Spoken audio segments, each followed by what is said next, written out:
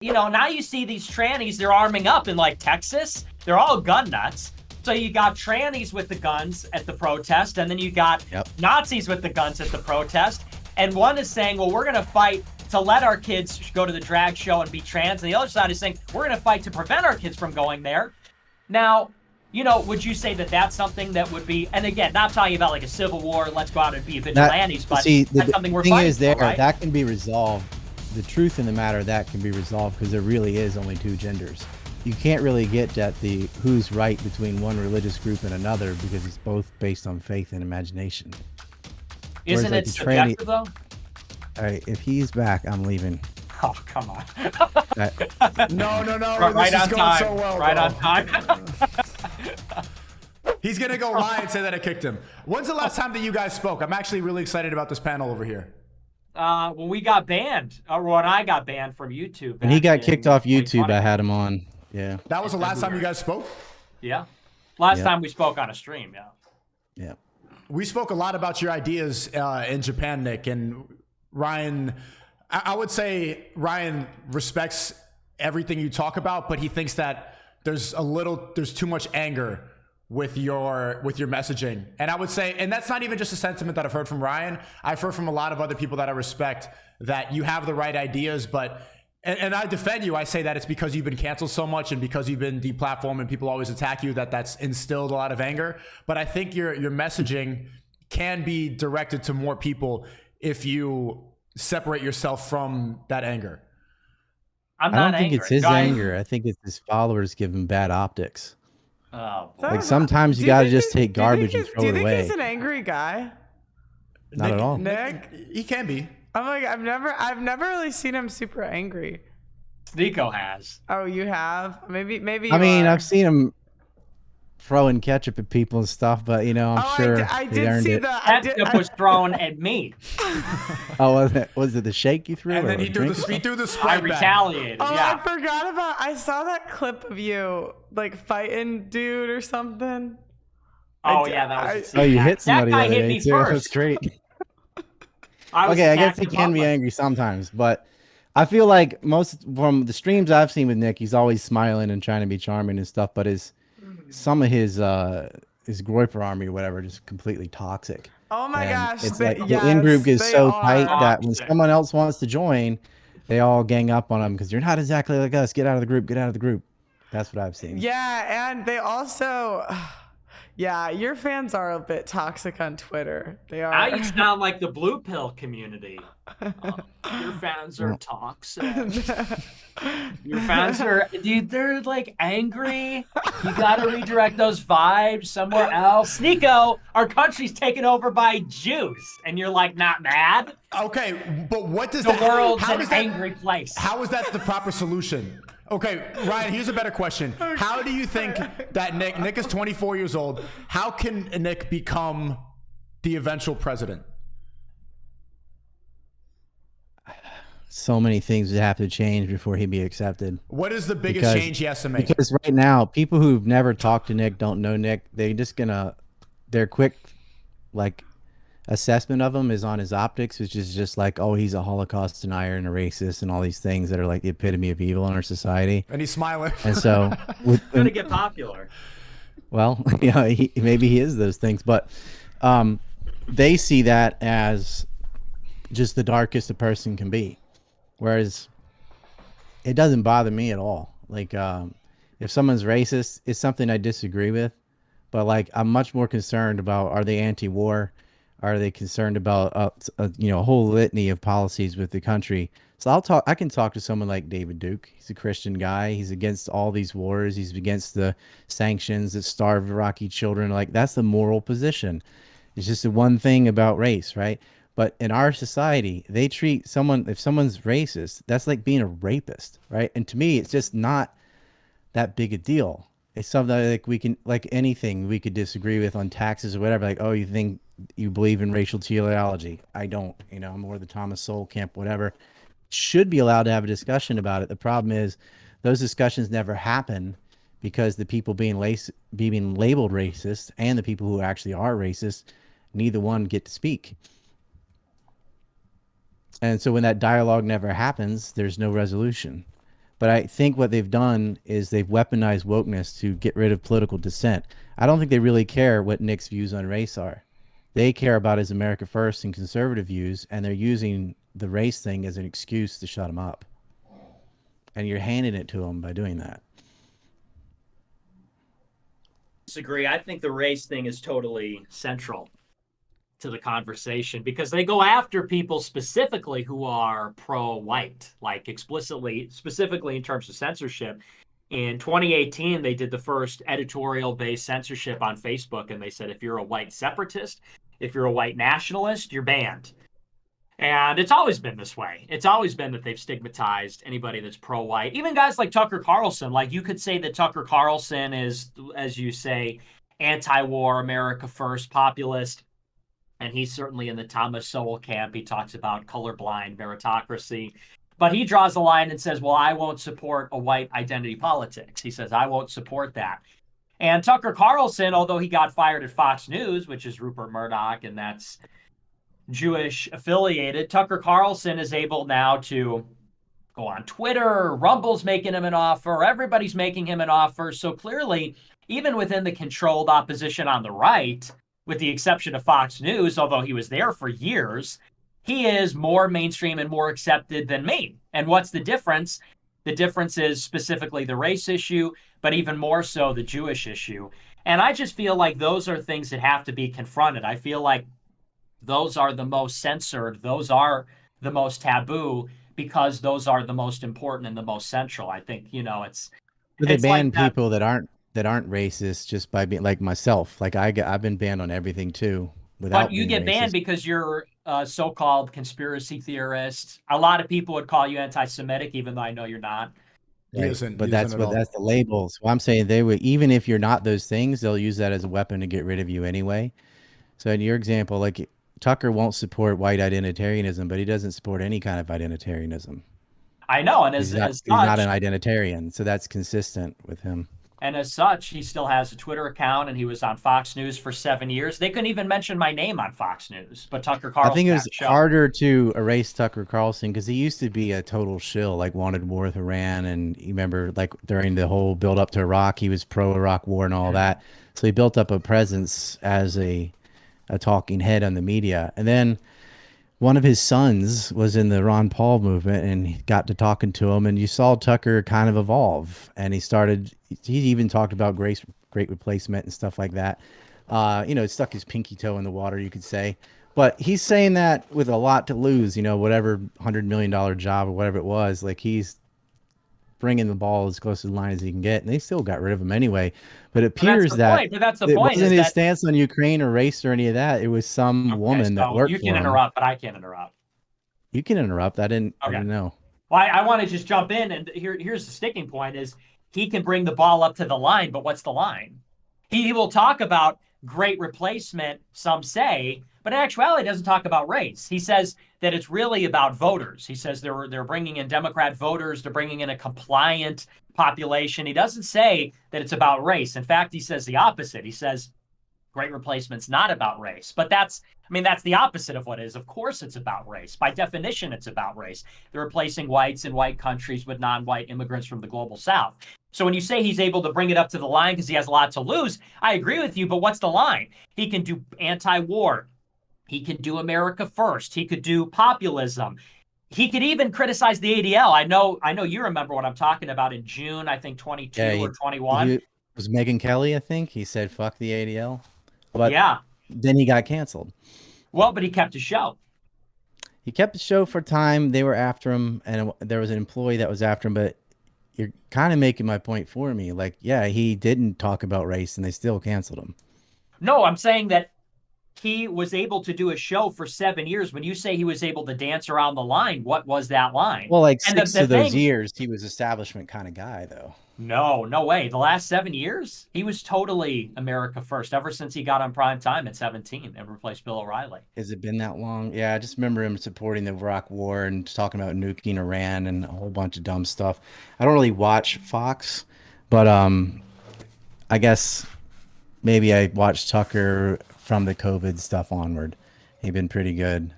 He was Well, the only and- one that really challenged the big pharma too, and that it's hard to know exactly what got him canceled because he was saying all the things you can't say. They say that this Media Matters piece came out, and they say that it's because he said, like, white men don't fight like that. They say it was comments like that that contributed to it. And of course, New York Times did a big hit piece, and they cataloged every show where he talked about white identity. And so that gets to the point that insofar as you don't talk about white identity, insofar as you don't talk about Israel, people would consider that like dancing close to the line. Even guys like Charlie Kirk. Charlie Kirk lately will give some credence to the anti-white thing very infrequently, sporadically. And even then, I think he likes to fan those flames because that's the flavor of the month. I think he could see the way the wind is blowing, not to mix metaphors, but he understands that that's what the public has an appetite for. And so even in like a group Turning Point, which gets millions of dollars from Zionists and Jews, and I think their whole donor base is Zionist Jews, they can give a little credence to the white stuff, but never too much. And I was on a call actually recently with Tyler Boyer, who is the head of Turning Point Action, which is their C4 or C3. It's one of their groups. Pearl's leaving. Just Pearl's heading out. Okay. Bye, Pearl. All right, take care. But anyway, Tyler Boyer from Turning Point came in and said that insofar as you are against Israel, they'll fire you from Turning Point. And you know that. That's why you got canceled, is because you talk about Israel's role in 9/11 and that's my thing. It is about Zionism, and it's about Jewish supremacy and their own racism, and they just call us racist as an excuse. Sometimes it actually fits the bill and you get censored for being racist, but I'm saying if you go after Zionists without being racist, they'll still cancel you and call you racist anyway. I agree. And they've done that to a lot of leftists. I mean, they even do that on, to like Ilhan Omar and Alison Weir and those types. But I think that the Jewish issue, the race issue, those are also major, major red flags that'll get you banned. I mean, I did a show last night or 2 nights ago talking about James Lindsay and Chris Rufo. They were the two guys that popularized the CRT, critical race theory thing. And I called this out years ago. I said, these guys aren't actually red pilled. Like when they talk about critical race theory, what people hear is they're raising a protest against anti-white curriculum in schools. That's what people hear. But that's never what they said. They've always said, we're against critical race theory because it's Marxist, because it has a focus on race instead of ideology. And here we are 2 years later, and you got these guys like James Lindsay, who goes out and says that actually gay civil rights and gay marriage is totally cool. It's just no trannies.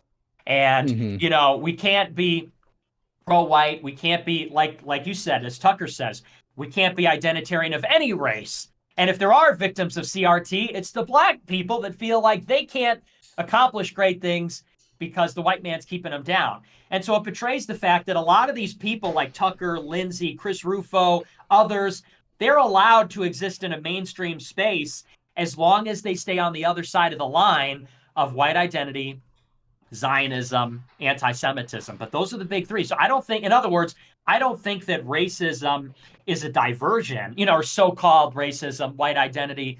I think that that is just as much a part of it. It's all the things you said, and you could also you couldn't challenge them on COVID, and you really can't challenge them on Ukraine either.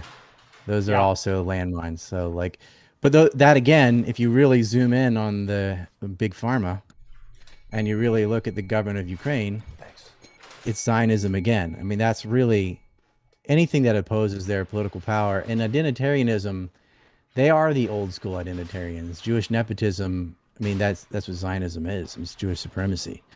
But it is what they like to do is get everyone fighting about these social issues about sex and sexuality and race and trannies and all this stuff. It's the old Frankfurt School of division.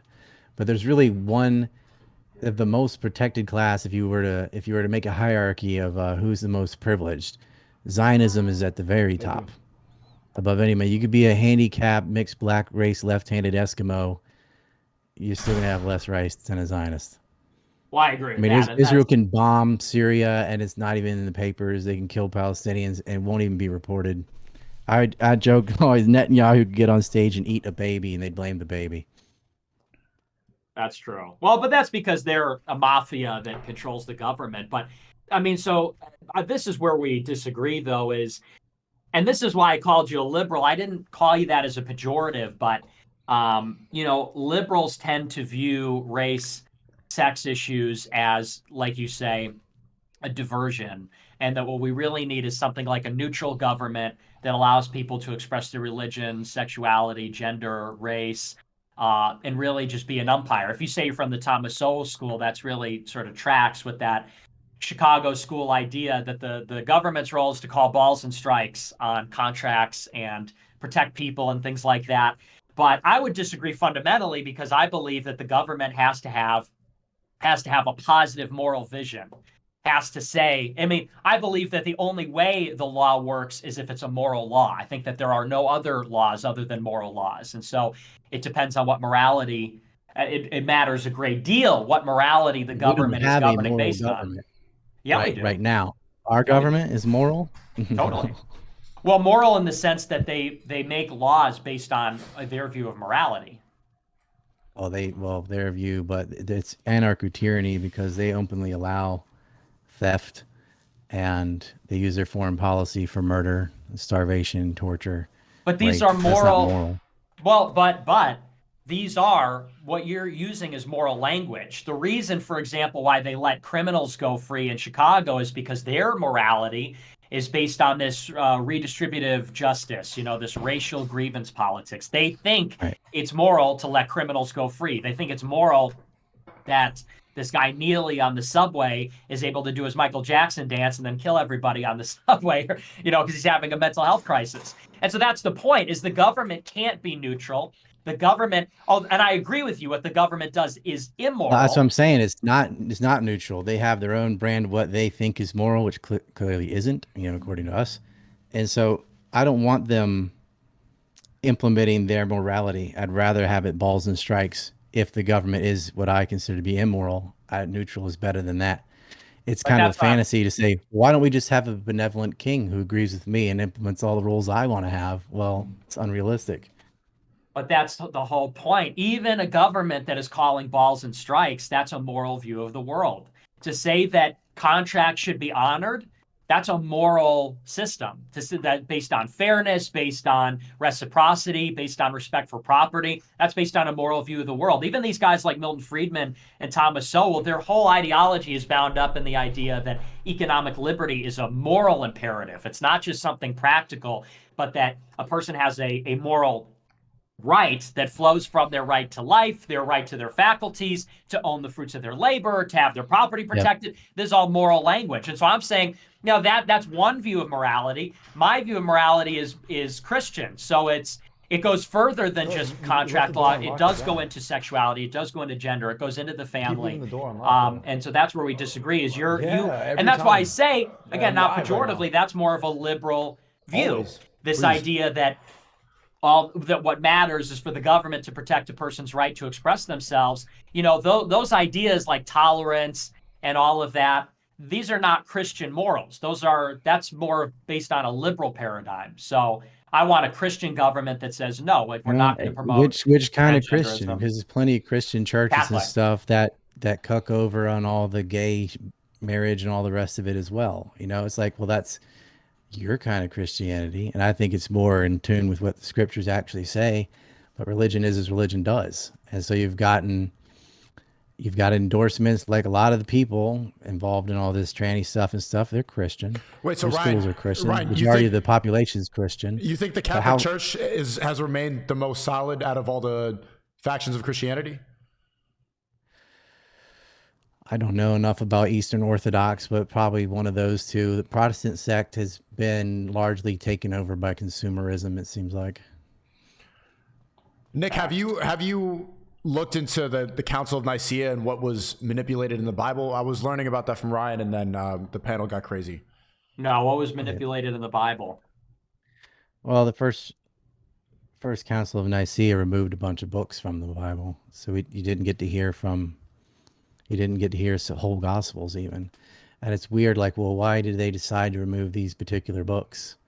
And then, Christianity, as it was compared to now, especially with the Protestants, especially with the Schofield version, has been subverted. Well, the Council of Nicaea, the task was to evaluate which would be the canonical books of the Bible based on their authenticity. And so, if you have a particular argument about which gospels deserve to be in based on their authenticity, I'd be interested. But Well, but it it's not a seems like question of you'd include like manipulation. Judah and Thomas, right? Like they're all in the other books, so they don't get to say their own. But do you know about their credibility, their authenticity? Are they authentic? Well, I don't think any of them are authentic, so it doesn't matter to me. But I think they're Okay, as authentic as the other ones. I mean, there you like go. they definitely I think if you include them, you end up with a better version of the Bible than what's there now. But I think It, that it, kind of that gets to the heart of the matter, because you don't. I mean, if you believe that the whole Bible is fake, you're saying, well, the Catholic Church manipulated the Bible because they're not telling the other side of the story, and it's like, but you don't believe any of it. You don't believe any of the books are authentic.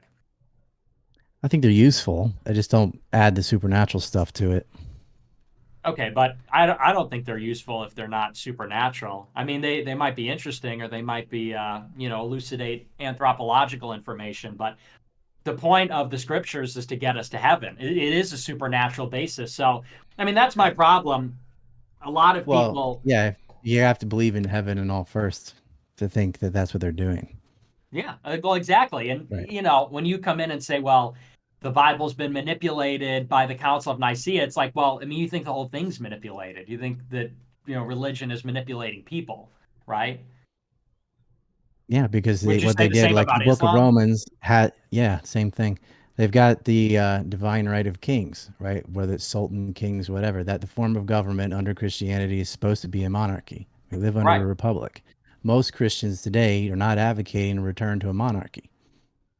I am, though. But I Well, am. And good for that's, you. well, But and most of them that's the aren't. thing is, and this also gets back to the liberal question. There's a really good book by Alasdair MacIntyre, he's actually a Straussian, and I don't like Straussians because they're hardcore Zionists, but Right. he has a good book about the history of liberalism, and his idea about it, and I tend to agree with this, is that liberalism is an innovation that comes out of the Middle Ages, and specifically the religious wars. It comes out of the 30 Years' War. It comes out of the English Civil War. It comes out of the beef between Protestants and Catholics. And the innovation is this: if people cannot come to a consensus on things like, what church do we believe in? Where do we go when we die? What God do we believe in? Liberalism says, let's defer all the important questions. Let's say that it's okay that we all disagree. Let's defer having a consensus, and therefore any authority. Like the government can't say, you have to be Catholic or you have to be Protestant. We're going to fight and die for it. Because if we did that, it would be nonstop fighting and dying. So let's put an end to the fighting and dying, and we can agree on one thing. And the one thing we can agree on is we all want to live. We don't want to be in the state of nature, right? Or we don't want to have fear for our lives, because, Rousseau and Hobbes say that if you're in a state of nature where you're constantly concerned about being killed and everybody's a threat and everybody's a danger, then everything is permitted. Like any action, killing, stealing, is self-defense. So the liberal consensus is to say, let's just have a strong state that prevents people from killing each other, because that's the only thing we can agree on, is we all want to be alive. And therefore, we don't need to have convictions about things that people are willing to fight and die over. That's the thing. I'm not a liberal. I reject liberalism. I want to move beyond liberalism and say there are some things that are worth fighting and dying for, which are the true church, which are the real God, which is right and wrong. And I think that what you and a guy like Destiny have in common, I know it's not a flattering comparison, is that in my conversation with Destiny, he said things like, there's nothing that's worth fighting and dying over. He says, I don't even think about the afterlife because it's not practical. It's not important. We can never know. So why bother talking about it? Whereas Christians, no matter the stripes, say, we deeply care, and we are people of faith. We believe in an afterlife. We deeply care about debating where we go and what is real God and what is the authenticity of the scriptures and how do we interpret the Bible and so on. And so, that's where the fundamental disagreement is I sort of reject the big thrust of the last 500 years, which says, let's just put our differences aside and make some money and live a good life. I feel like to live a good life, we have to be virtuous. We have to observe morality. We have to get into those things. And the thing is, because it is subjective, you have all these different sects, and if they all have your ideology of it, I'm willing to fight and die for my version of whatever religion they're following, we have centuries of war, and which is why we stepped away from it. I'd rather have peace and trade. There's still things worth fighting for. I'd fight for my kids for anything, right? I'm fighting against all this woke nonsense and stuff. I'd even be willing to die for it. I don't know that'd be a situation where I could die to fight it, but you can have those moral principles without having supernatural beliefs. The thing is with dogmatism, though, is each one thinks, well, this is the truth, and the rest of them got it wrong, right? But my version of my religion is the one, but the other guy thinks the same thing, and another guy thinks the same thing. If you all have these different Protestant sects and Catholics and all fighting each other, and Muslims fighting each other, and Muslims fighting Christians, it is better not to kill each other over your certainty of what you think is going to be your route to heaven. I'm pretty sure it's not endless war. I disagree. I think that war is worthwhile, and I think that killing is now. Hang on. I'm not advocating violence. Okay, I'm not advocating violence. That didn't sound very Christian. Hey, look. Sometimes, if it comes to you, if the war is in your backyard, you have to do it, right? Well, but it is a dumb thing to start a war over which church is getting the money or something. That's the thing, though, is you said yourself that you would fight for your kids. And so, like, deep in your bones, you get that there are things worth dying for. There are lines that can't be crossed that'd be worth taking up arms over. Now, things like transgenderism, I mean, you say that's, and I'm not trying to debate here and say, so what you're saying, but I'm just, I'm just using this argument. It's just people playing pretend. Well, okay. But there are progressives out there that say that they would fight for their kid's right to be trans. They would say that my kid is trans. That's who he or she is. They're a tranny. And I'm going to fight for them to get their gender affirming care. I will fight. Now you see these trannies, they're arming up in like Texas. They're all gun nuts. So you got trannies with the guns at the protest. And then you got Nazis with the guns at the protest. And one is saying, well, we're going to fight to let our kids go to the drag show and be trans. And the other side is saying, we're going to fight to prevent our kids from going there. Now, would you say that that's something that would be, and again, not talking about like a civil war, let's go out and be vigilantes, but that's something we're fighting for, right? That can be resolved. The truth in the matter, that can be resolved because there really is only two genders. You can't really get at the who's right between one religious group and another because it's both based on faith and imagination. Isn't it subjective, though? All right, if he's back, I'm leaving. Oh, come on. No. Right on time. So well, right on time. Can you stay muted? You guys are having a good conversation. Nick, I'll talk to you another time. No, Come on. Gotta get rid of that asshole. Hey, okay, he's gone. Circa, don't ruin my panel, bro. I'm not kicking you out, but just don't ruin my panel right now. I'd like this conversation. Fuck. Like, it's just like, I don't mind. I can talk to Nick all day. I can talk to you all day. But people that are that dumb and doing cocaine, like, it's not productive at all. It's funny. Isn't it funny, though? It's pretty funny. I can't lie. He's great. Snorting cocaine. He's smoking cigarettes. He's got this American flag hat on. Yeah. Yeah, it's cack. What's my day, though? Ryan, do you think it's even worth fighting for white identity politics? I think it's worth fighting against the anti-white politics. Well, I wouldn't replace that with white identity. Like, there's a bunch of different cultures within white people, and they're not just some homogenous blob, right? Like, I think specifically if you want to, preserve Irish culture or Italian culture or Czech culture or something, that's fine. But to be like just whiteness, maybe in America it's different because they're all diaspora. But in Europe, you can't just say they're just whites. I think that's too broad, and it kind of like you lose a lot of history and specific cultures and philosophies that are very different within whites. But what I see in the United States is a hardcore anti-white push, where, and this is systemic racism. Like, if you are a straight white male, your last pick to get into a college, to get into certain jobs. I know people like in admissions that are telling me, I know a woman that works in admissions at a very large firm that they're just like, yeah, just skip all the white guys until you filled all the certain categories from this equity and diversity bullshit, right?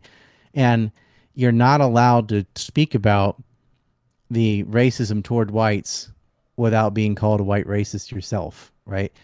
And then if you're labeled racist, then you're basically a non-person and you don't get to talk, and you're, debanked and all that, And so from Nick's perspective or mine, whether you actually are a white identitarian or not, you are not allowed to fight against the anti-white racism without being labeled and depersoned as a racist.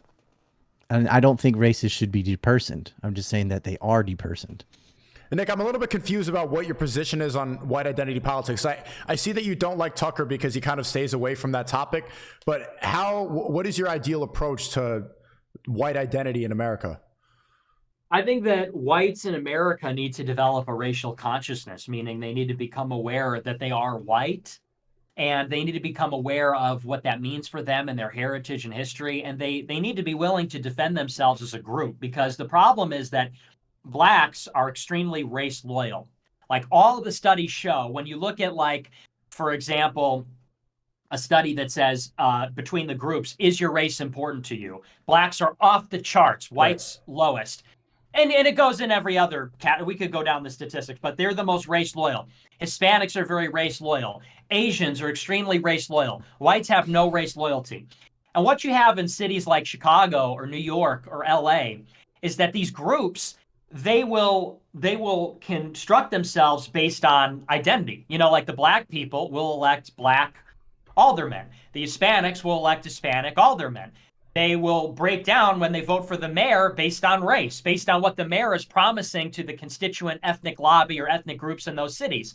And so what is happening here in effect is that you've got ethnic interest groups that are working to secure benefits for their constituent members. Like the Black Caucus, NAACP, they go out there to get programs for Black people. They go out there to get benefits for Black people. La Raza group, the Hispanic Caucus, Hispanic Chamber of Commerce, they go out to deliver the goods for their concentrated Hispanic community in the city.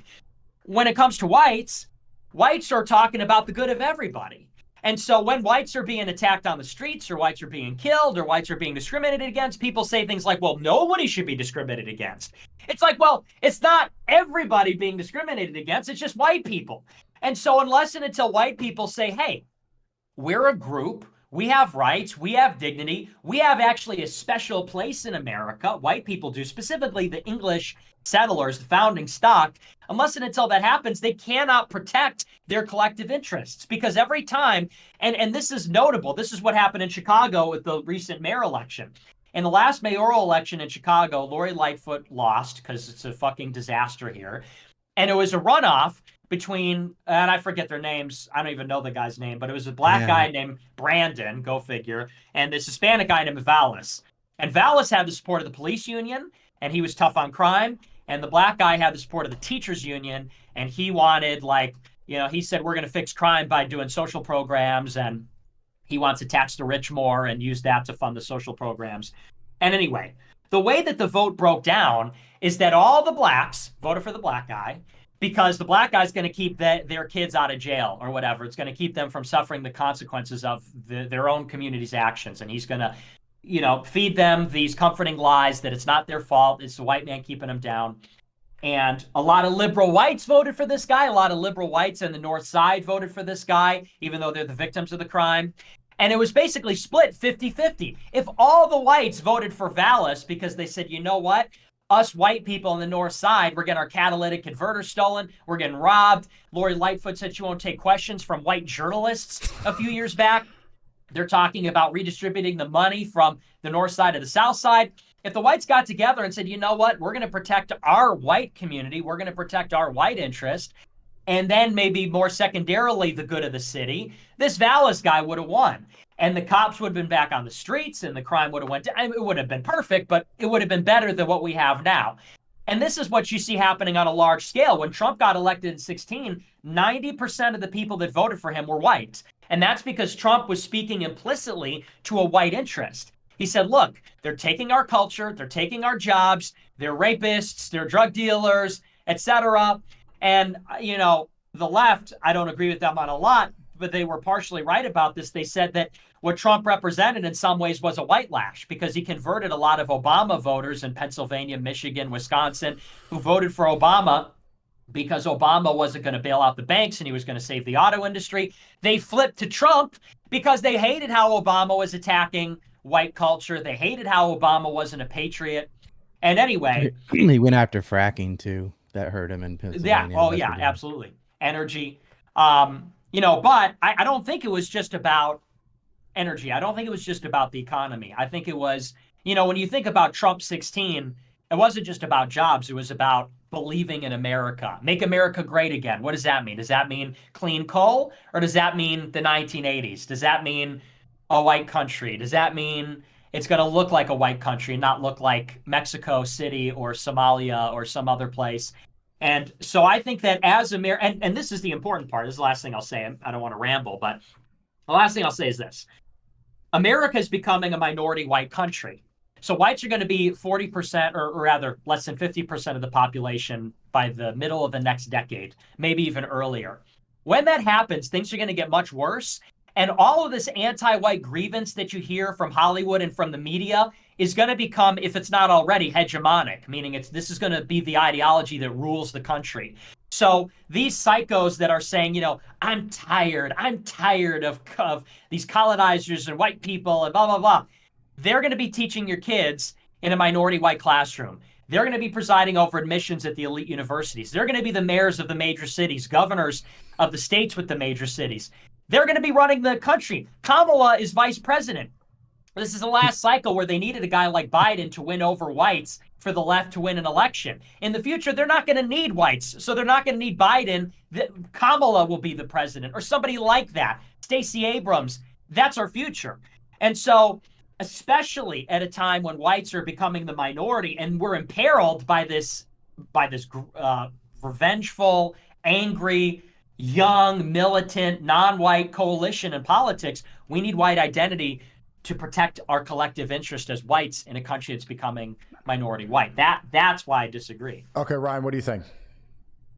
I think you have to break up the identitarian ideology of minorities too, instead of adding one. If more blacks had voted against Lori Lightfoot or Brandon, maybe they wouldn't have ended up that way. The problem is with Zionist media is pushing identitarianism in these groups and not others. They don't care about Native Americans because they're not a voting bloc, but other minorities are.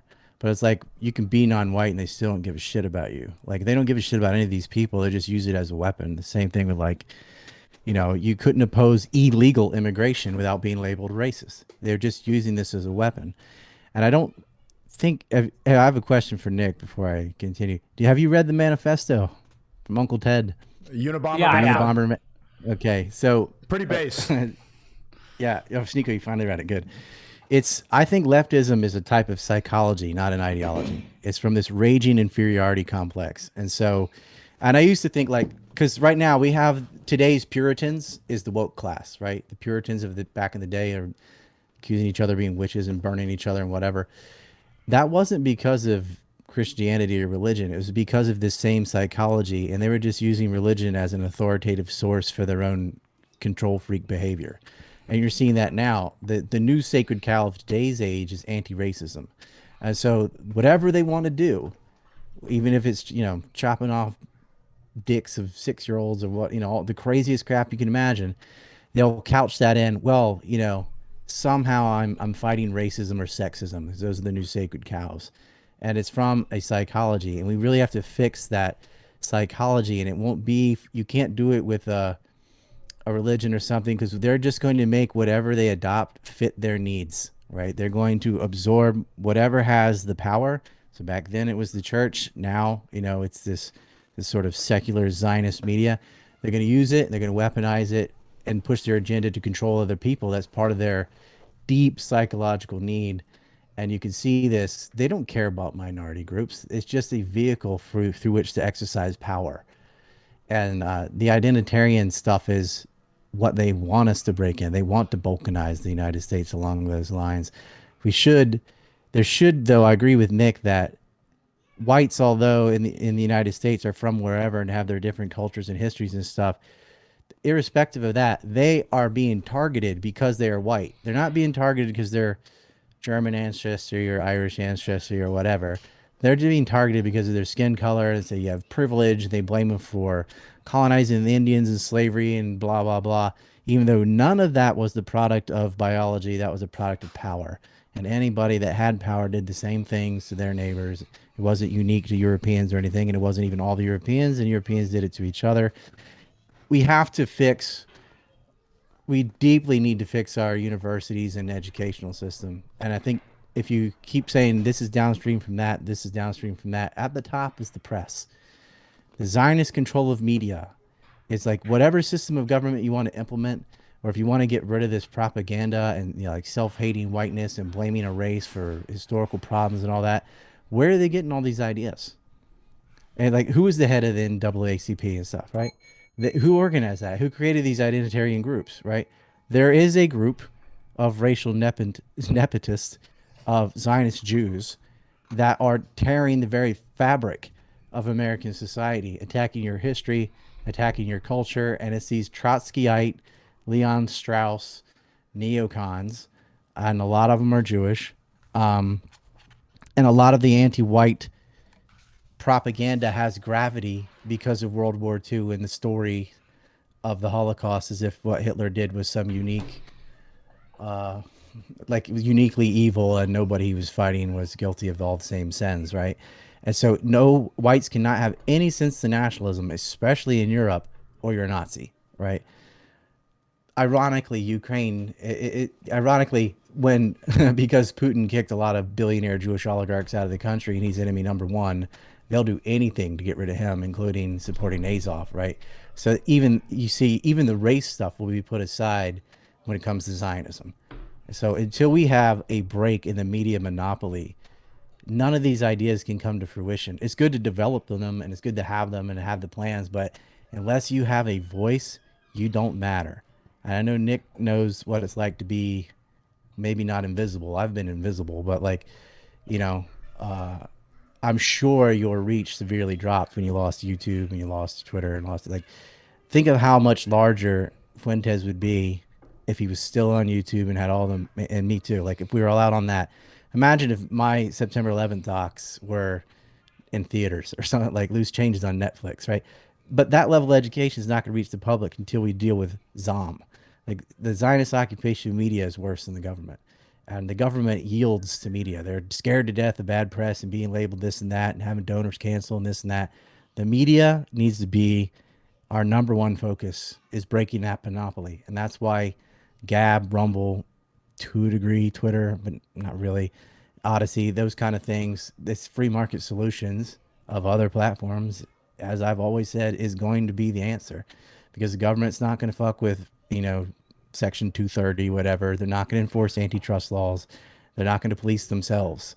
The break is going to come from companies that they don't own, where more people like you, Sneako, I mean, you had like 2 million or something. You had a lot too, Nick, moving over to Rumble or wherever and making that viable. Look, there are a lot of other YouTubers that we need to convince to say, hey, man, they will erase you. Whether it's Pearl, who just left, you know, or the Tates are on your Rumble, but more people need to come to Rumble. More people need to like at least copy their stuff over to Gab or whatever, because if you keep using their media, they will always have power over us. They'll just cancel you, shadow ban you, whatever. They get to direct the flow of information, which is tantamount to how people can think. Another thing, while you're talking, I remember Tucker even saying Lori Lightfoot's a racist. And I was like, wow, he's getting a little close to the sun. Wait, she was a racist, right? Lori Lightfoot, she was the mayor. Okay. Mayor of She's Chicago. the mayor of Chicago, and she wouldn't talk to white journalists, which is racist. Who was that person running in Chicago that was putting on that Martin Luther King voice? Oh, that was in Tennessee. That was okay. The legislators down there in Nashville. Dude, it is abysmal, the state of, like, when Nick was talking about Kamala Harris, and I'm thinking about that Karine Jean-Pierre, whatever, like the depth of our administrations. There's no Jim Bakers, there's no Schwarzkopfs, there's no adults in the room. I was talking to Scott Ritter about this too, because you guys should read his book on perestroika, because it's just, dude, it's phenomenal. But I'm reading these books, and I read things from I'm older than both you guys. I lived through the 80s and all. It really was different. They really did get dumber. Like the administration of Biden, who's the intellect in this? It's not Lloyd Austin, right? It's not the president. It's not the vice president. It's not woke Millie. Like, where's the grown up? Like, who's going to negotiate with Lavrov or Vladimir Putin? We don't have anybody. And it's like, well, I have 50% women just cuz, right? When you get rid of the meritocracy, you're going to fail. You can't just arbitrarily hire people based on racial and sexual category or exclude people for the same reason. That has to be done away with. But I don't think approaching that from a white identitarian strategy is going to work. I think that's just, you're dead on your first step, because like it or not, this culture is so deeply against white anything that you have to work on the media first. Yeah, I just think that overall, the problem with America fundamentally is that the demographics are being replaced. I agree with you that structurally you have Jewish mafia control over media and to an extent banking and the government and all of that.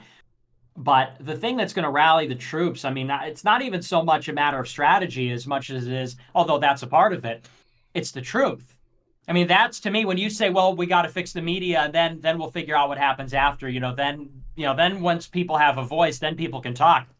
It's like, well, these are the ideas that we need to talk about, which is that America has an historic white identity. And insofar as that is being rejected and we're being replaced by non-whites, America is going to deteriorate and come apart and be more susceptible to domination from foreign countries. And I think, and this gets back to basics. Doesn't that depend on which immigrants? I mean, I think, like, if you look at Guam or Hawaii, have been greatly increased by Korean and Japanese immigrants and businesses. Do you think, though, that America becoming a minority white country is going to be better for America than if it was majority white? No, because of the way they're doing it now. They have all these identitarians. Is there any way that America could become minority white where America would be even the same or better? I don't think so, because it should be, with the birth rates, would be majority white unless you're bringing in people from the third world and they bring their third world ideas with them. Yeah, but I would not attribute that to biology.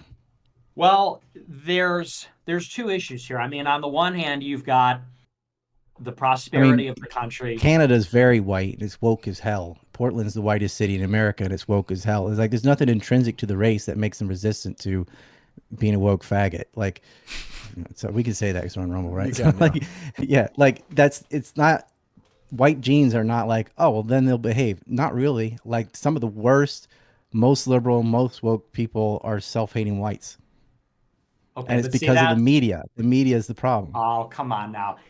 Well, okay. There's a lot of ground here to cover. And I was about to say that you have to separate it out into prosperity and then identity.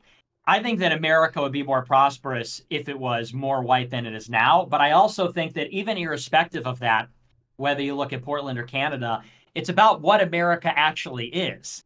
And the idea is that even during the Soviet Union, even when you had a communist government in Russia, it remained ethnically Russian. And so Russia was on one side of the Soviet Union, and then Russia came out the other side of the Soviet Union.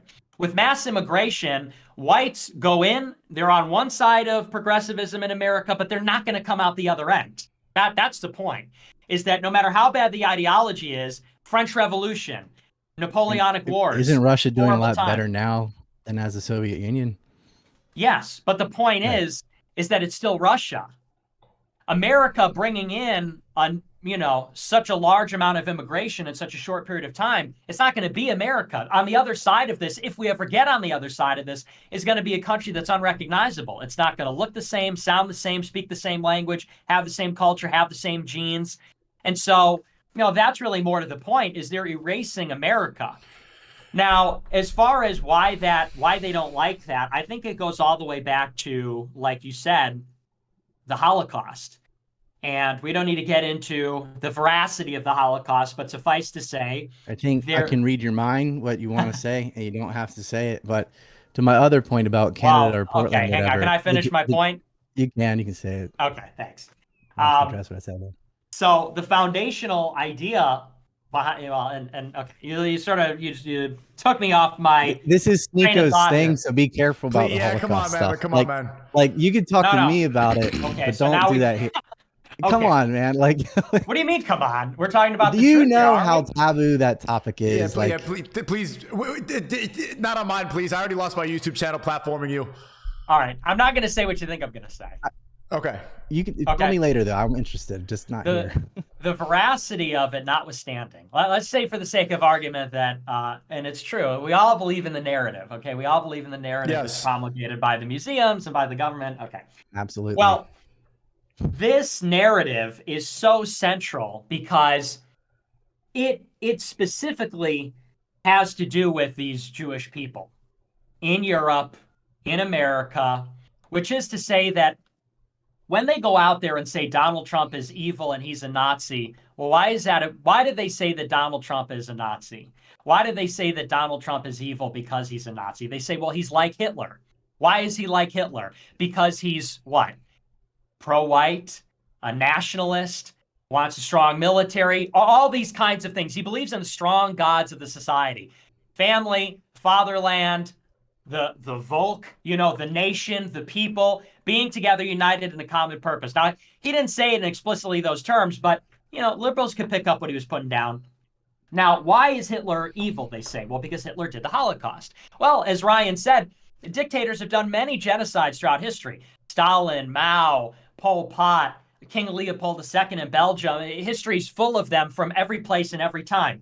But so the narrative goes, what Hitler did was so evil, specifically because of how technological and systematic it was, because they introduced technological horrors, such as the train cars and the camps and the gas chambers, but also this industrial killing, which had never been seen before in human history, because you've got, of course, Industrial Revolution. They've industrialized genocide. Yeah, electric floors, terror. It's just terrible what they did there. But now, I wonder how they got the poison fangs in the German Shepherds. Well, it's evil. Evil has a way, right? Now, they say that Hitler was exceptionally evil for that reason. And for that reason, they say, according to Karl Popper, according to the cultural Marxists at the Frankfurt School, according to, I forget his name, but author of Authoritarian Personality, who maybe is just tip my tongue. But they all say after World War II that what caused the Holocaust, and by the way, they never talk about the Russians that were killed. They never talk about the Gypsies. They never talk about the Catholic priests. They never talk about the Polish. They never talk about Eisenhower's camps where they killed the Germans. They never talk, or the Japanese. They never talk about the rape of Nanking. They never talk about those things. They talk about the Jewish Holocaust, and they say that Hitler was evil because of the Jewish Holocaust, and that is why, in order to prevent that from never happening again, never again, that's the motto, we have to deconstruct everything that led to the Holocaust, everything that led to Hitlerism. And what led to Hitlerism? Well, a big part of it was race essentialism. What made the Jews so alien in Europe was the fact that they weren't actually a part of Europe. For a long time, they were segregated, had a corporate identity, they had their own courts, they had their own police, they had their own language. They stuck out like a sore thumb. What's more, they were against the religion of Europe. Europe was Christian, whether Protestant or Catholic, and Catholics were more anti-Jewish than the Protestants. But nevertheless, in Hitler's Germany, Jews were outsiders. In a country that is more homogeneous, in a country that has a strong culture, strong religion, strong racial identity, Jews become the alien. They become the outsider. And so this game that they were running in Europe for hundreds of years with the Rothschilds, where they send out a Rothschild to London and Vienna and Paris, and they do their business everywhere, suddenly, here in Germany, the Germans say, hey, you know what? We're going to stop that. We're going to have a country where people that are aliens are not making the decisions. They're not promulgating transsexuality like they were in the 1930s, or homosexuality. They're not going to be running this Paris peace accords bankruptcy deal over Germany. They're not going to be running the media. And I think that's a big part of why the race thing is so taboo in America, because if there was sort of this simultaneous white racial awakening as well as a Christian revival, and coupled with the awareness of what the Jewish mafia is doing, it's like, hey, the writing's on the wall. And this I do not endorse this. multi-trillion-dollar racket that they have going, where they run the IMF and the World Bank and all of that, they run the media, they wield the American military and the American taxpayer at their disposal for their interest. Suddenly that all comes to an end if people get together and say, hey, you know what? These guys aren't like the rest of us. And maybe they don't have our best interest in mind. And so I think that that is fundamentally at the root of why they're canceling people, why they're censoring people. Right. But all of that was based on an ideology by the Third Reich. The people that fought against them were just as white as Germany. When the French and the British, they were just as demographically white as the Germans. So, but they did not have the same Nazi ideals. So just like my example with Portland or Canada or whatever, just having white biology does not mean you're going to have like an anti-woke ideology. The difference in Germany is they didn't run the press. The reason we don't hear about Nanking and the horrors of Japan all the time is because the Koreans don't own the media. The Chinese don't own the media. Who does? So that's why we hear about Hitler all day, every day, because the group in charge is the one that the crime was done to. So they're gonna have all these museums, all these things. And I'm fine with talking about atrocities of the past, but it's very lopsided. Like you brought up King Leopold and Stalin and so on. Like, yeah, some people don't even know about the Belgium and the Congo or anything at all. And they killed millions. And the famine in Bengal, blah, blah, blah. You can make all these lists of atrocities that don't get attention because the groups that were aggrieved don't own the press. It really does come down to who runs the media. Just having whiteness, if they still have the media, they'll make you hate yourself and turn on each other as they are now. You have to have the press before you can move on race.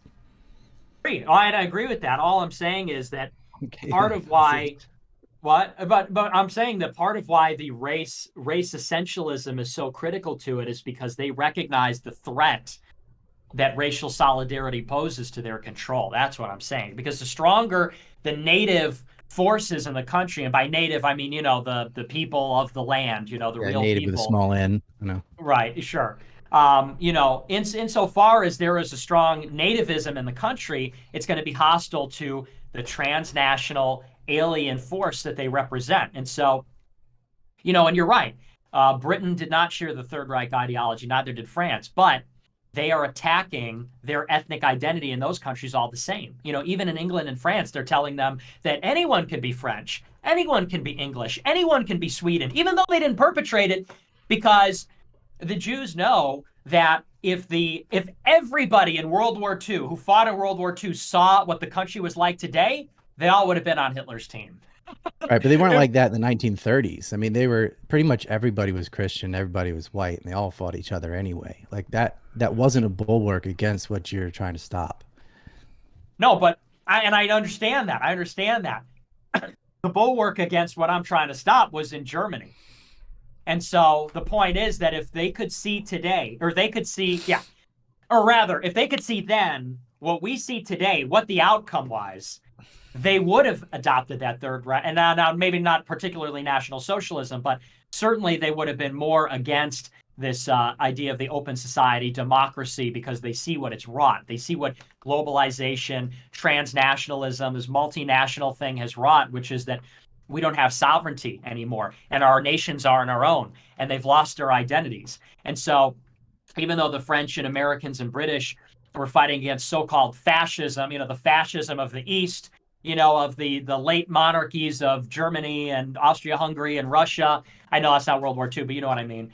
They're fighting against that war. It's a continuation of the First World War anyway. Right. If they hadn't annexed land and done the Treaty of Versailles, there wouldn't have been a Hitler. But the other ingredient for Germany was losing a war. I mean, the pain of losing their territory, losing a war, got people hyper-focused on politics, whereas maybe in France or Britain, whatever, they're just, buying pantyhose and the newest whatever gadget. Consumerism, had them. But wait, Ryan, can I ask you, race matter. How much do you think it's really worth? Like, I don't agree with everything that Nick is talking about, obviously, because this conversation is in Minecraft. But How much do you think it's really worth fighting this fight? And this goes back to the initial question of why I think it's worthwhile for Nick to go visit Japan, because it is a homogenous society. It is low immigration. It is have a Japanese majority. If we're being honest, there's never going to be a white majority in America again. It's inevitable that it's going to be below 40%. And even then, most of the white people are woke. Most of the white people are scared and guilty. Most white people are never going to resonate with your message. That's just the hard truth about it. So, Ryan, how much... What if the media changed? How would the media change? Like most people don't think at all. Like look at all the people that wore masks, right? Every race put on the fucking mask, right? Because most people can't think for themselves. Maybe Sweden didn't do it, and a couple southern states said no early, but almost the whole world of every background put on a mask because the television told them to, right? If you change what the message from television, you can reach whoever you want. But how do we change the television? Like that's something is that even a realistic thing to expect? Well, that's what I was saying earlier. Like, actually, TV is probably already on its way out. Like, social media is surpassing television for political news anyways. Like, they've been lied to so many times. Then you've got the Durham report coming out, and now they're admitting there was COINTEL on January 6th, and the virus woke a lot of people up because they're like, what do you mean the vaccine doesn't stop me from getting a disease or spreading the disease? People are turning to, like you guys, for news. But then you guys need a platform like Rumble. So what we need to do is exactly what we are doing. Bust up that monopoly they've had over information by getting it away from TV completely, because you're not going to own a TV studio, but you can have a Rumble channel. And like if Rumble gets anywhere to like 10% of what YouTube is, it will really change policies. Okay, so the pushback is now. Can autistic schizo streamers really beat the media? Well, that's our only way out. Do you think that's realistic? If you don't get the media, you cannot win. So where do you see... Other than violence, I guess. But I don't think you could organize for violence without media either. The bigger question is, do you think the West is really... Is it even possible to save the West? Or is it just doomed? It might not be possible. I mean... You including Russia as the West, Hungary as the West, Serbia? No, I mean, there are places that haven't fallen completely. That's Eastern Europe. I would say like Western Europe, America, Canada, Australia, these places. Do you think that there's Western-ish? I mean, it's like white Christian, European, I don't know. But yeah, I hear what you mean, like Western Europe, Australia, Canada. Like, again, looking at the demographics of Australia or Canada or New Zealand, they're all super white majority. That did not save them. Like once your press is taken over, you're done. They will put the faggots in your elementary school and whatever they want to do, because most people can't think for themselves. They're lemmings of every race. Sad to say. Brother. The reason what saves Japan is not their Japaneseness. It's just that they don't have Zionists running their press. I don't think anybody's saying that whiteness is going to prevent wokeness forever. I think every society degenerates over time. That's just sort of the natural law of things. But our goal, or at least my goal, is to restore the historic identity of America. Like, we want France to remain France. We want England to remain England. We want America to remain America. And part of the reason why France no. Part of the reason why they oppose that is because they know that that these two things are mutually exclusive. If America remains America, and we maintain our historic identity, and we maintain sovereignty over our country, that necessarily means the end of Jewish mafia control.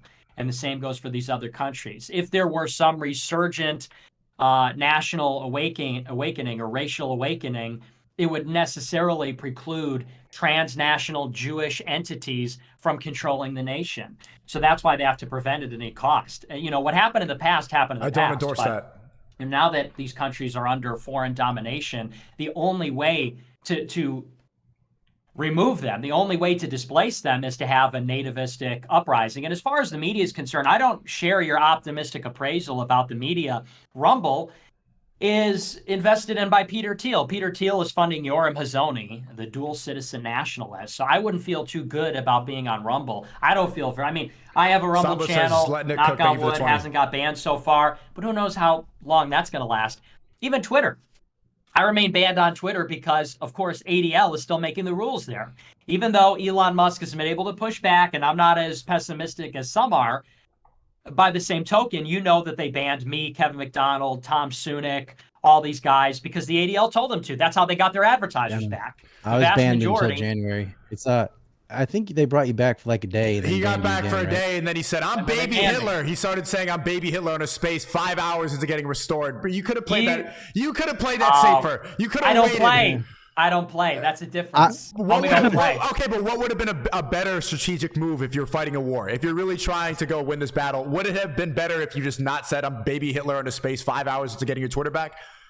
Here's the mistake that you make, and I see it all the time, is that they want to keep you on a plantation. And so when people think they're playing the game, people think they're being clever, people think they're setting plays, in reality, they're in the game. They're in the matrix. And I've said it before, the only way to win the game is to not play, because insofar as you're in it, insofar as you're getting dealt a hand and you're playing cards and you're pass and go and you're collecting your $200, you're still in their game. And what that means is that you're not a threat. You're not making a difference. Now, people have said that my whole career. If you had only done this, if you had only done that, wouldn't this been smarter? Wouldn't that been better? The reason that I am opposed is because I'm effective. If I was less effective, I would be less opposed. The same goes for Ryan. Look at Ryan. Ryan is not racist like me. He's not anti-Semitic like me. He's not sexist like me. No, Nick, you're not racist and you're not anti-Semitic. True. But you know what you understand what I'm getting at. And Ryan Dawson, up until recently, up until he got unbanned on Twitter, was just as banned as me. He got banned on YouTube before me. He got banned on a lot of things before me. It remains banned on most of those things. So I think that, that line of thinking only goes up to a certain point. Sometimes you just have to confront the system, and you need a guy like me. There are plenty of people that are setting plays. There are plenty of people that are choosing their words carefully, and they're dog whistling, and they're giving these crumbs for people to follow. You need at least one guy.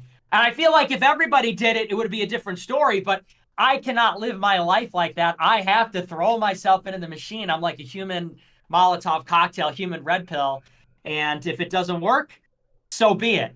But I think that people have been playing games for a long time, and they've been, and I think it's a big part of how they defang the resistance is by convincing people that they're doing more than they are. And insofar as guys like Tucker and Chris Rufo and the others, insofar as they are pulling their punches to the extent that they even are, I mean, maybe they're not more extreme than they let on.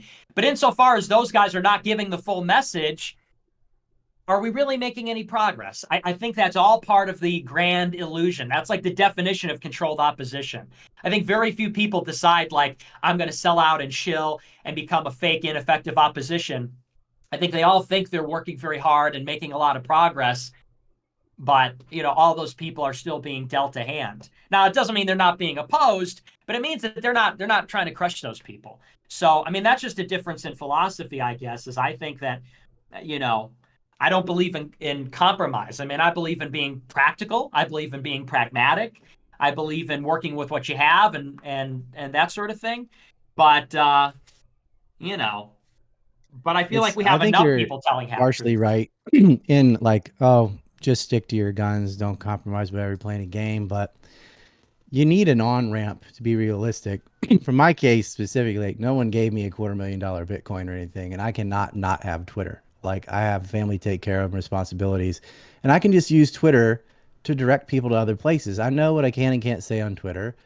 So I put it up to the line and I say, come over to Rumble or Telegram. And then you could talk about it there. Like, you could have used and Twitter. Say whatever I want. You could use Twitter as a ramp. It can be used it could be used strategically.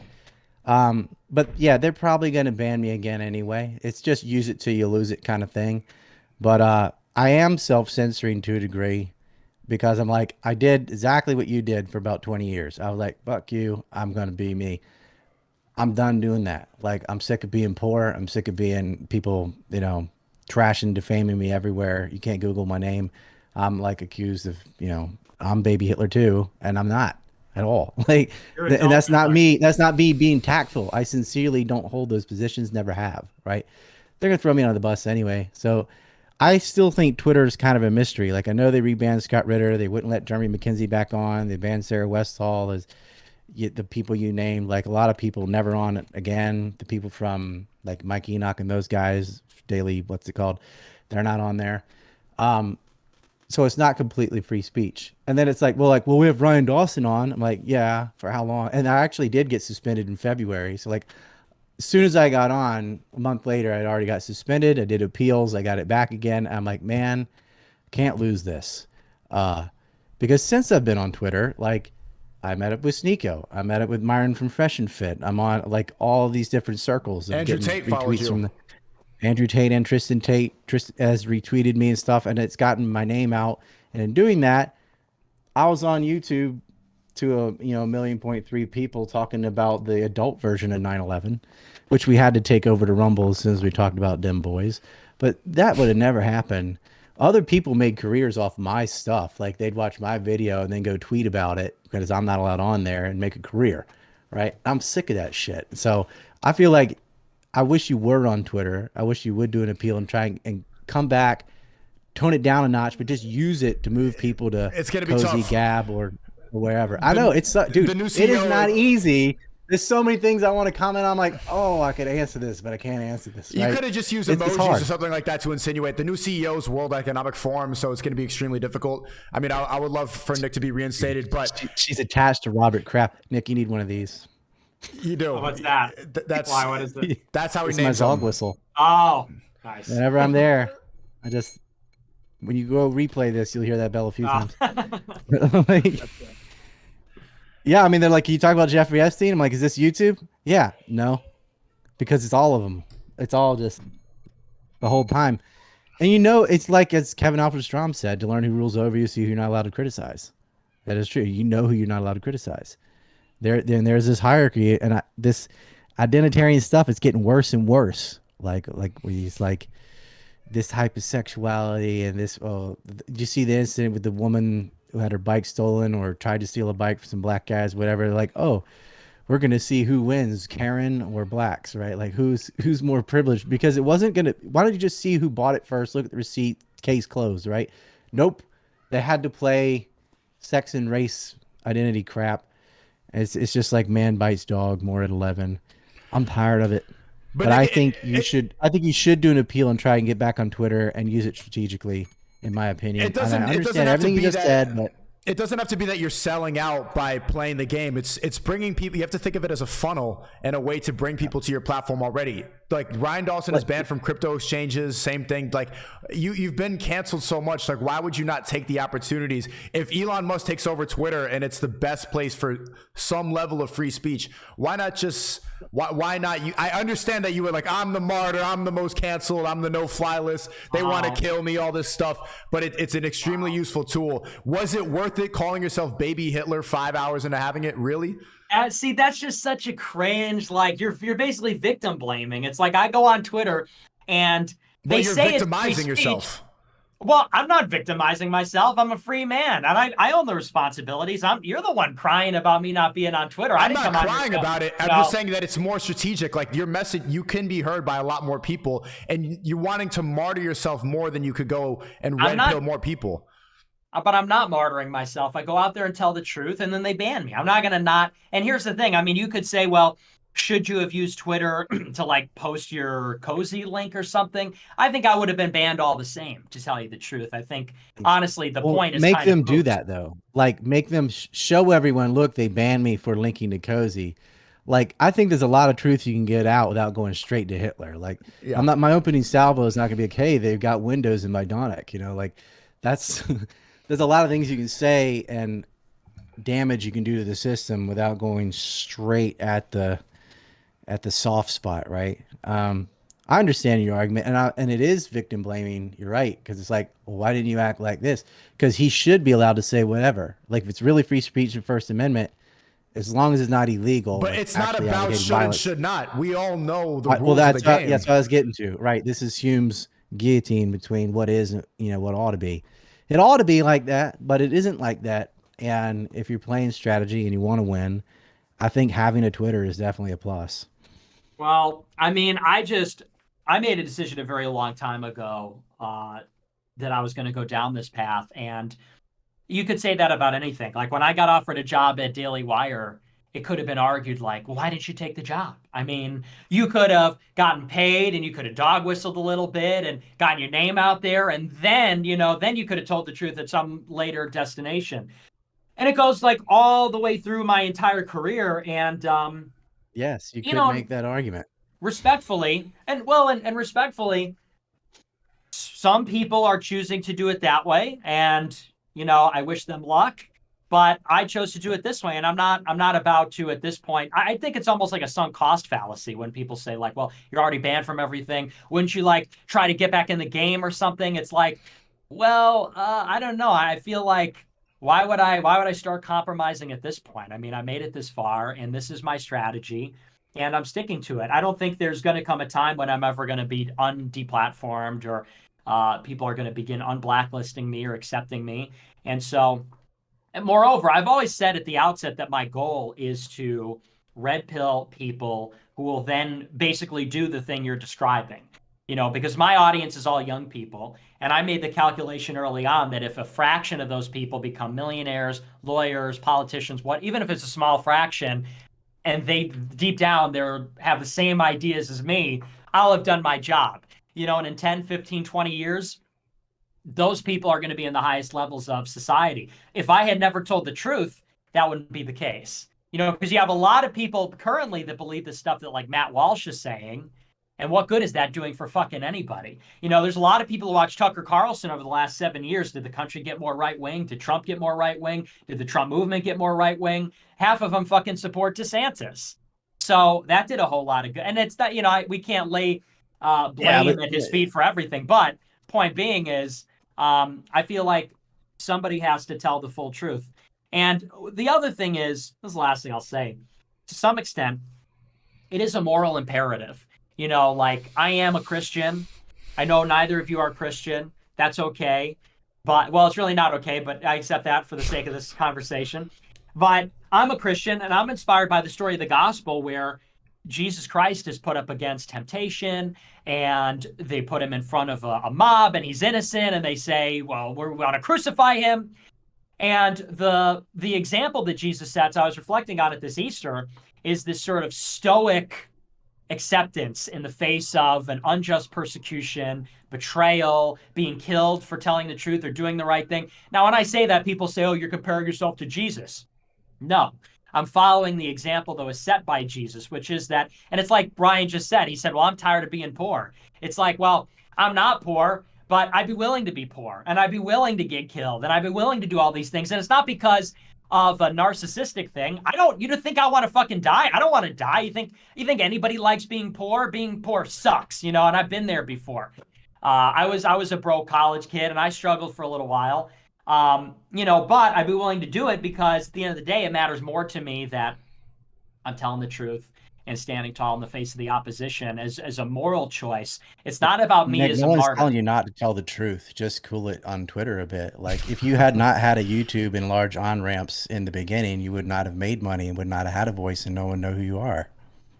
Well, and then I got banned from those things too. And people were telling me then, well, you gotta get a head start on those things or no one would know who Nick Fuentes is. Like this is a practical thing and having a Twitter is a plus. I think that you're trying to play chess with life. You got to stop setting plays. You got to just do what you got to do. What I said is just true. I mean, I understand. I like your conviction to Christianity and doing it like an example of Jesus. If that's your reasoning, then that's what you have to do. But realize that much of your success is because you did have a YouTube for years and you were not being canceled at first. And that let you gather a large group and followers and then people willing to help you and then have a Gab and like an Andrew England and whatever his name is. Like that wouldn't happen without a YouTube. Like this, you have to have an on-ramp or you're invisible. Well, I could have made it further with YouTube. And I made a conscious decision in 2020. I said like I could stop because at a certain point the YouTube terms of service got so restrictive. And I'm sure you follow it closely. Yeah, I mean, I remember you're like, I'm not even going to appeal. Like I'm done. But like, I feel like you had established yourself enough and were well enough off financially and stuff that you could walk away and do something else. But and then I got banned from D Live, and then I got banned from I got banned from a million things. So I mean, you could say, well, you were on YouTube for a couple of years, but it's like.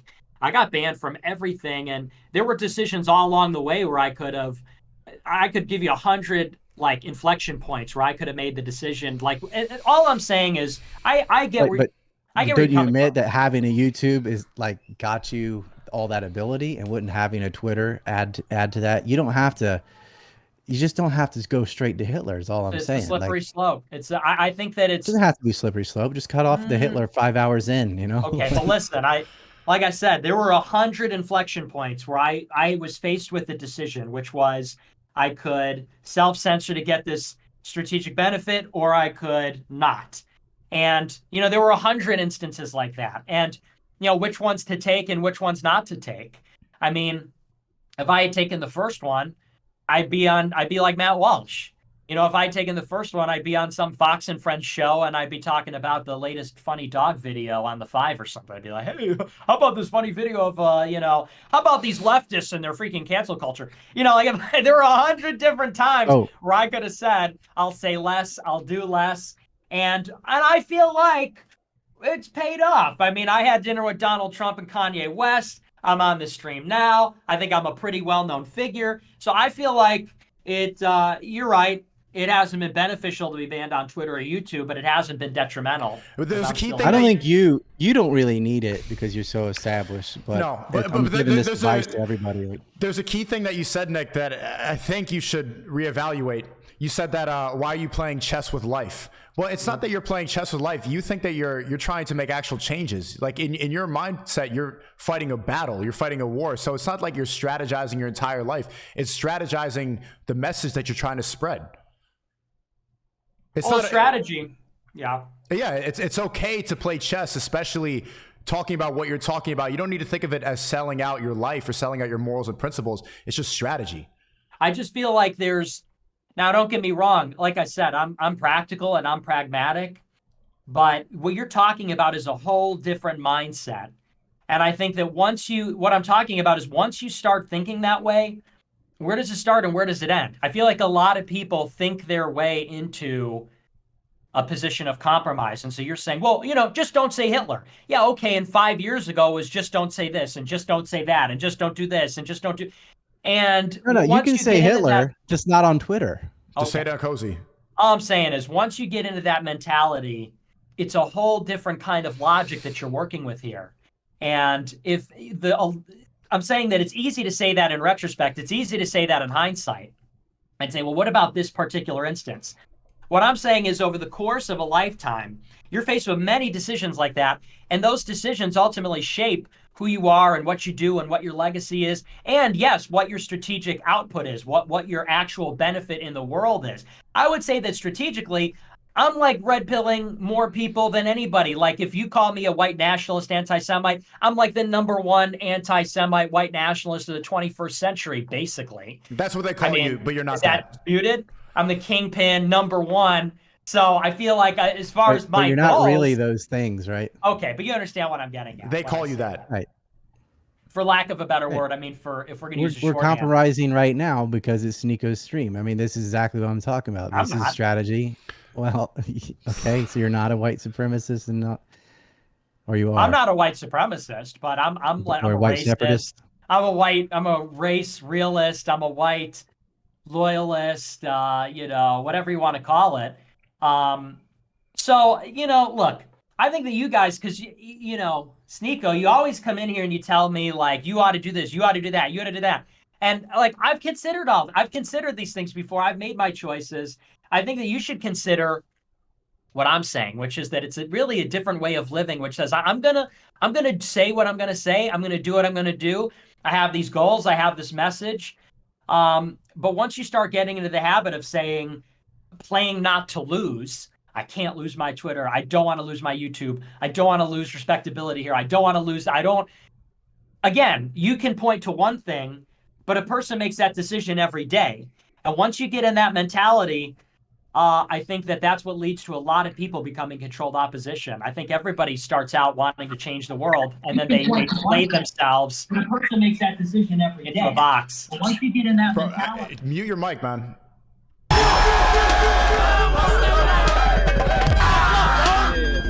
That's it. Your job?